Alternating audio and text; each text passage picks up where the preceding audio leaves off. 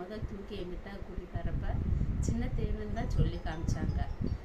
அப்போ நான் ரொம்ப ஹாப்பியாக இருந்தேன். அப்போ குட்டி தேவதை மாதிரி இருப்பேன், ரொம்ப அழகாக இருப்பேன். அம்மா உன்னை கொஞ்சிக்கிட்டே இருப்பேன். அப்புறம் நீ நானும் பேசுகிறப்பெல்லாம் என் கவலையே மறந்துடும். அம்மா அப்படியே சிரிச்சுட்டே தான் இருப்பேன். உன்கிட்ட பேசினாலே நான் ஹாப்பி ஆயிடுவேன். அப்புறம் நீ எப்பவுமே ஓப்பனாக பேசுவ, மனசில் எதையுமே வச்சுக்கிற மாட்டேன்.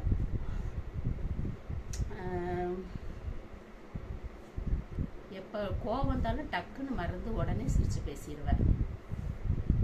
அப்புறம் உனக்கு பிடிச்ச சாப்பாடு பிரியாணி, மீன் குழம்பு, மட்டன் சுக்கா, வறுவல், அந்த மாதிரி சிக்கன்லேயும் உனக்கு அந்த மாதிரி பிடிக்கும். பிடிக்காதது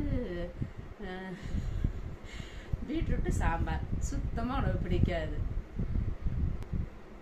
அப்புறம் உனக்கு நிறைய சினிமா பாட்டு பிடிக்கும்னு மம்மிக்கு தெரியும்.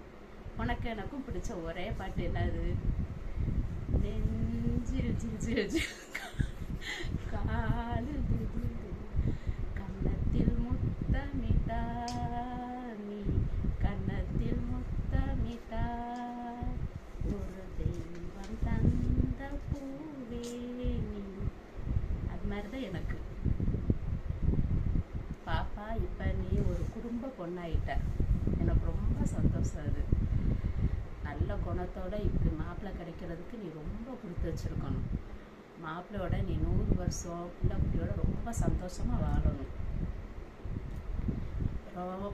செல்லம், அம்மா நான் மட்டும் உனக்கு அம்மா கிடையாது, உனக்கு இன்னொரு அம்மா சூப்பராக கிடச்சிருக்காங்க. அப்புறம் மாமா அவங்க உன்னையுமே அவங்க பிள்ளையா நினச்சி நல்லா பார்த்துக்கிறாங்க.